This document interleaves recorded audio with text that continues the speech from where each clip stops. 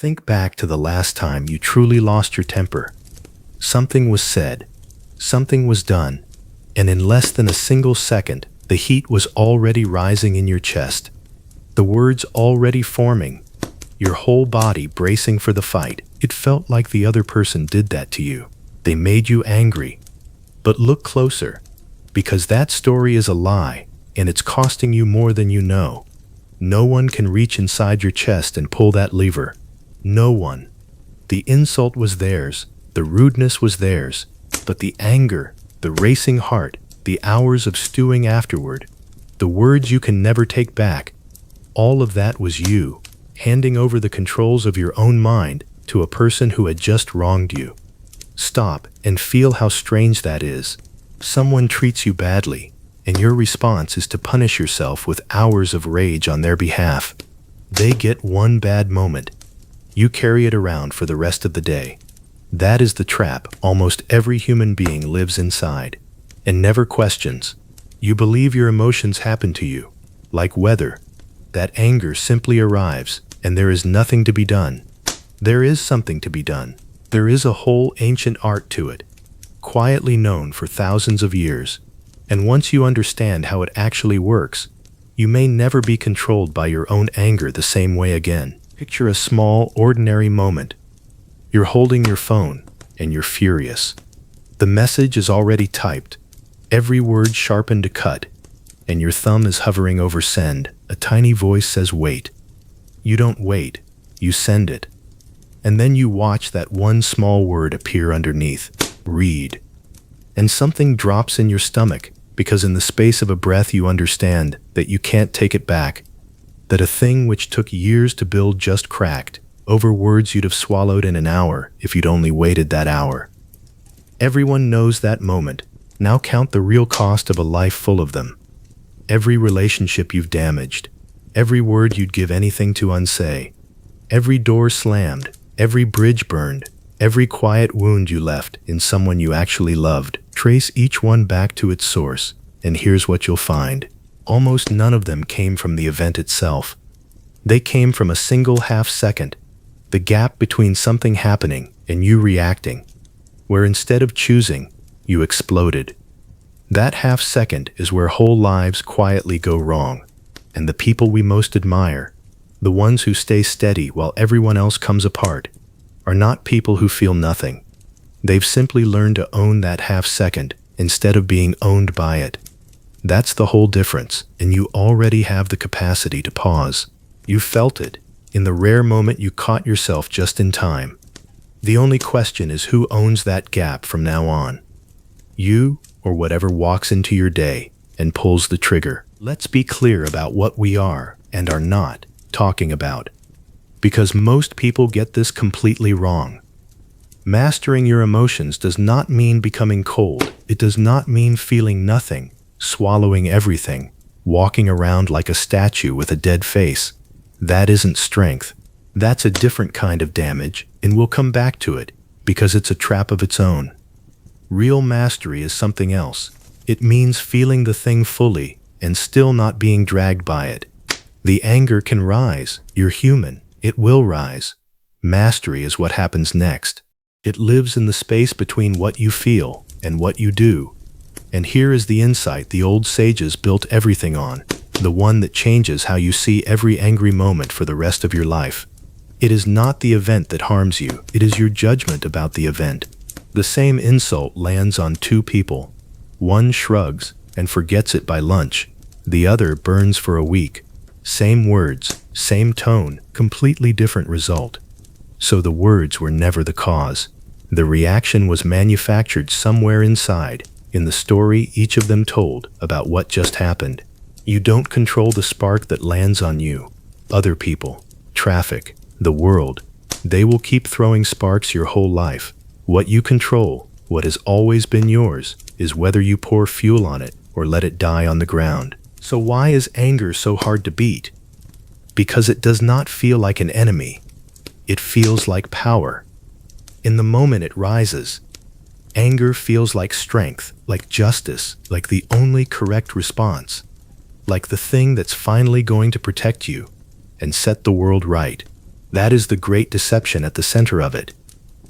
Anger arrives dressed as your defender and leaves you weaker than it found you, standing in the wreckage of things you said and did that the calm version of you would never have chosen. It promised control and handed you the exact opposite.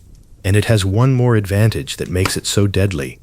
Speed. Anger is fast. It moves before thought even arrives.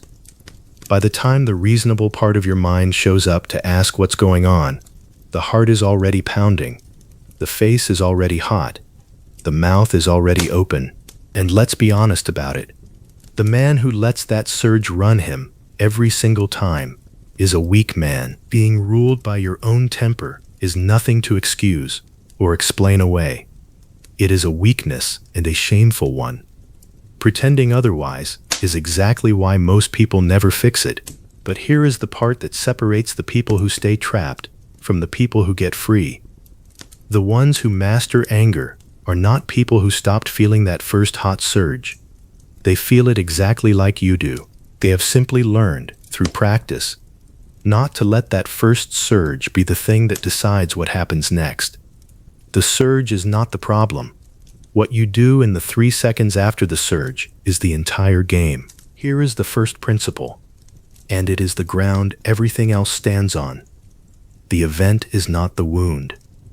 Someone cuts you off in traffic. Someone talks over you in a meeting. Someone leaves a cruel comment, ignores your message, disrespects you in front of others. In the raw, that event is just a thing that happened. It is neutral until you pick it up and decide what it means. And that decision, made in the first second, usually without you even noticing, is what determines whether you stay calm or catch fire. Watch how it works. The insult arrives, and instantly, silently, you attach a meaning to it. How dare they? They think I'm nothing. This always happens to me. That meaning is the fuel, not the insult. The insult was just a spark, and a spark lands on stone as easily as on dry grass. Whether it becomes a fire depends entirely on what it lands in. So the real work is to catch that meaning as it forms, in the heat, and question it before it hardens. Is this truly an attack on me, or am I building it into one? Is this person my enemy, or just careless, tired, thoughtless, having a bad day of their own? Most of the time, when you actually look, you'll find you are the one holding the match, and you simply never noticed your own hand. Between the thing that happens to you and the way you respond, there is a gap. It is small, sometimes almost invisible, but it is always there, and inside that gap is every ounce of freedom you have. This is the single most important place in your entire inner life, because everything you admire in a calm person and everything you regret in an angry one is decided right there. Now here is anger's whole trick. It's one move. Anger wants to erase that gap. It wants to weld the trigger straight to the reaction, so there's no space in between. So the insult and the explosion become one event, with nothing you could have done. That is the feeling of being provoked. It is the feeling of the gap collapsing to zero. So the entire skill comes down to one thing. Widen the gap. Put space back between what happened and what you do about it. One slow breath before you answer.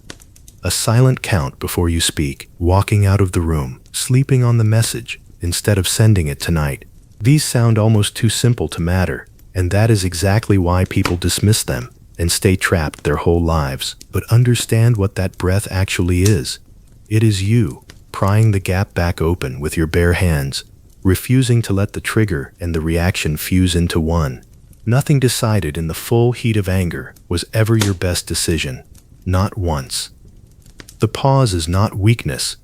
The pause is where you live. Let me show you what anger actually does. In a scene you'll recognize. You're driving. A car cuts across you out of nowhere, close enough to make your heart jump, and he's already gone. Speeding off, a stranger you will never see again. But look at what he left behind in your car. Your hands are tight on the wheel. Your jaw is clenched. Your heart is pounding. And you're still talking about him 10 minutes later. Still talking about him at dinner. That man forgot you existed before he was even out of sight. And yet, here he is, hours later, still reaching into your chest and squeezing. You handed a stranger the remote control to your own nervous system, and he didn't even ask for it. This is the thing worth sitting with. The disrespect itself was one small moment, and it was his. But the hours of churning afterward, the replaying, the tension you carried into your home and took out on someone who did nothing, that isn't his doing. That's a second punishment, and you're the one giving it. To yourself. On his behalf. Why would you ever hand someone that power? Especially someone who treated you badly. Someone who already proved they don't deserve a single second of your attention. Take the remote back. Their behavior is theirs to own. Your inner state is yours, and it's far too valuable to give away to the next rude person who happens to cross your path. There is an old image for anger, and it's worth carrying with you, because it is exactly true. Holding on to anger is like grasping a burning coal in your fist, meaning to throw it at someone else. Picture it honestly. Who gets burned? You do. Immediately. And the whole time you hold it, the other person may never feel a thing. And this isn't just a nice metaphor. It's physically real. When you sit in anger, your body pays. Your heart works harder. Stress floods your system. Your sleep is poisoned. Your focus is wrecked. And over the years, it quietly wears the body down. Meanwhile, the person you're angry at is very often somewhere else entirely, living their life, completely unaware, feeling absolutely fine. Let that land, because it destroys the whole logic of holding a grudge. You think your anger is a weapon aimed at them. In reality, it is almost always a weapon aimed at yourself, and you're pulling the trigger over and over, day after day, while they walk around untouched. The person who wronged you did their damage in a moment. If you carry it for a month, that extra month of harm wasn't done by them. It was done by you, to you. So the next time you feel yourself gripping that coal tighter, promising to make someone pay, ask the honest question. Who is actually burning right now? Almost always, the answer is only you. There is a difference between reacting and responding, and your whole dignity lives in it. A reaction is automatic. It's the animal in you. Instant. Unthinking. The same as a dog snapping when its tail is stepped on. Something pushes. You push back, with no one actually at the wheel. A response is different. A response is chosen. It comes from you, the real you, deciding, in that reopened gap, what is actually worth doing here. And this flips something the world gets completely backwards. We're taught that the strong man is the one who explodes fastest, who won't be disrespected, who fires back instantly and hard. But look clearly. The man who erupts the second he's provoked isn't the strong one. He's the easiest man in the world to control. Anyone can move him, push the right button, and he detonates on command, like a machine. That isn't power. It's the opposite of power. It's being permanently available to be triggered by anyone who learns your buttons. The truly strong person can take the blow, feel the surge, and still answer in his own time, on his own terms, with a response he actually chose. He isn't reacting to you. He's deciding. That unmovable quality, that refusal to be jerked around by every provocation, is one of the most powerful things a human being can carry into a room. And everyone in that room feels it without a word being said. Here is a move that drains the fire faster than almost anything else. Try to see the other person clearly, the one who wronged you, who cut you off, who snapped at you, who let you down, is almost never a cartoon villain who woke up plotting your ruin. Far more often, they're acting out of their own pain, their own fear, their own exhaustion, their own ignorance of a better way. The person who is cruel is usually someone who is suffering. The person who is careless is usually someone who is overwhelmed. This isn't about excusing what they did, and it isn't about pretending it didn't hurt. It's about seeing accurately, because accurate sight is what starves anger of its oxygen. It's very hard to keep a fire raging against someone once you genuinely understand the smallness and the struggle behind what they did. And then there's the highest move of all, the one that separates a person who is merely calm from a person who is truly free to let it go.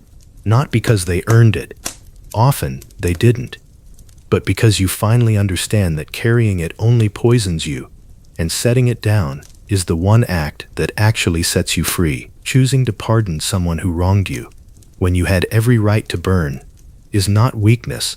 It is one of the strongest things a human being can do. And it's almost always the person who forgives, not the one forgiven, who walks away lighter. Anger has a secret food source, and if you cut it off, the anger simply starves. That food is rehearsal. Notice what your mind does after someone wrongs you. It replays the scene again and again and again. It builds the case, sharpens the arguments, invents the perfect thing you should have said, rewrites the story with you winning, and every single replay relights the fire, as if the event were happening right now. Fresh. Your body can't tell the difference between a real insult and a vividly remembered one. So each time you rehearse it, you're choosing, without realizing it, to be wronged all over again. The event happened once. Through rehearsal, you make it happen 50 times, 100 times, and every one of those hits lands on you, not on them. This is why some people stay angry for years over a single afternoon. They never stopped playing it. So here is the practice. Simple, though not easy. Catch yourself reopening the wound and choose to set it down. Not to pretend it didn't happen, but to stop pressing play. The mind will drift back to it. That's normal. And each time, gently you put it down again. The wound cannot heal while you keep tearing it open to look at it. Stop the replay, and you'll be amazed how fast a fire you thought was permanent goes out, for lack of anything left to burn. When something has you gripped with anger, there's one shift in perspective that can cool it almost instantly. Zoom out. Pull the camera all the way back from the tiny burning moment you're trapped inside, and ask the simple question: will this matter in 5 years? In 1 year? Next week? Most of what enrages us, when we're honest, is astonishingly small once it's set against the actual size of a life. The rude comment, the traffic, the slight, the thing that felt world-ending an hour ago, shrinks to almost nothing the moment you hold it against the whole span of your years. And then take it further, to the one certainty none of us escape. One day, your life will end. That is not a morbid thought. Used well, it's one of the most clarifying and freeing thoughts a person can hold. Standing at the end, looking back, how much of what you burned your days being angry about will seem worth a single minute of the fire? Almost none of it. The awareness that your time is limited and running burns away pettiness like nothing else. It makes the small offenses look as small as they truly are. It reminds you that the hours you spend enraged are drawn from a supply that is finite and shrinking, and that you will never get back. You do not have enough days to waste them boiling over things that won't matter by the time the year is out. We have to sit for a moment with what this costs when it goes unmastered, because the price is far heavier than most people let themselves see. Uncontrolled anger rarely destroys a life in one dramatic explosion. It works slower than that, and quieter, and in the end, more completely. Picture a small thing, a child learning the sound of your footsteps, learning to read your face the second you walk in, to catch your mood before you've said a word, to go quiet and careful when the weather in you turns. No one taught that child to do it. They learned it the way children learn everything, by living near it. And they will carry that flinch into every room, with every person, for the rest of their life. That is what a temper actually builds. Not respect. A quiet, permanent watchfulness in the people who love you most. And it's the same everywhere you look. The marriage that ended not in one fight, but in 1,000 small ones. each leaving a crack that never healed. The friend who slowly stopped calling, the trust that took years to build, and one bad moment to break. And here's the cruelest part. Anger never pays what it promised. It swore it was protecting you, defending you, setting things right. It did none of that. It only ever took and left the bill for later. Look honestly at the angriest people you've known. They aren't the most respected, they're the most avoided. People walk on eggshells around them and breathe out in relief when they leave. But there's a trap on the other side of this. 2 of them. And almost no one warns you. So you walk straight in, thinking you've won. The first false victory is suppression. You decide you simply won't be angry anymore. So you clamp down and swallow it. Every time, and let nothing show. That is not mastery. That's a lid on a pot that's still boiling. The anger doesn't vanish. It goes underground, and it leaks out sideways, as bitterness, as cold resentment, as a quiet contempt that seeps into everything, as a body slowly worn down by everything it was never allowed to release. Burying anger is not the same as being free of it. It's just a slower fire. The second trap is subtler, and it catches the people who actually get good at this. You become calm, genuinely calm, and then you start to be proud of it. You look down on the people still losing their tempers. You wear your composure like a badge, proof that you're above them. And in that moment, your calm has quietly become a colder kind of ego, and you've just traded loud arrogance for a quiet one. Real mastery is neither of these. It's not a lid slammed on a boiling pot, and it's not a throne you look down from. It's something humbler and warmer than both, and that raises a question almost no one ever stops to ask. This whole time, we've talked about your calm, your gap, your power to choose. But where did the power to be calm actually come from? Who gave it to you? Because you did not make it yourself. Stop there on that question, because everything turns on it. This entire message, all of it, the gap, the pause, the choosing, the letting go, has quietly rested on one assumption we never examined: that the calm is yours, that the power to master your own anger began with you, that it is something you can simply claim as your own. But look at it honestly, the way we looked at the anger itself. You did not build the heart that flares up. You did not design the breath that steadies it. You did not install the very ability to pause, to choose, to step into that gap. The thing this whole art depends on, all of it was already there when you arrived. You woke up inside a self that could feel, and could also govern what it felt. And you had nothing to do with the making of either one. So the truth is quieter and larger than the story of the self-made master of his own mind. You are not the author of your own composure. You are its steward, given a heart that can burn, and also, remarkably, given the power to cool it, and asked to use that power well, and that changes everything. A strength you did not create is not a trophy to hang on the wall. It is a trust to answer for. The calm in you was never a monument to how great you are. It was handed to you, to be used well, and one day accounted for. And so mastering your anger stops being self-worship and becomes something better. It becomes gratitude put into practice. You're not building a monument to your own strength. You're taking care of something that was placed in your hands and refusing to waste it. So here, at the very end, is the thing worth carrying with you for the rest of your life. To hold yourself back when giving in would have been so easy. To feel the fire rise and choose, instead, to let it go is one of the hardest things a human being is capable of, and the strength to do it was a gift long before it was ever your achievement, before you ever learned to master yourself. The very capacity to be calm was already placed inside you by the Creator who gave it.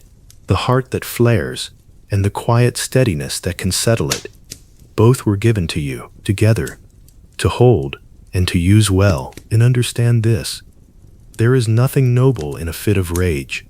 The raised voice, the shouting, the heat of it, for all its force, it is an ugly, graceless thing, harsh and jarring, like the braying of a donkey.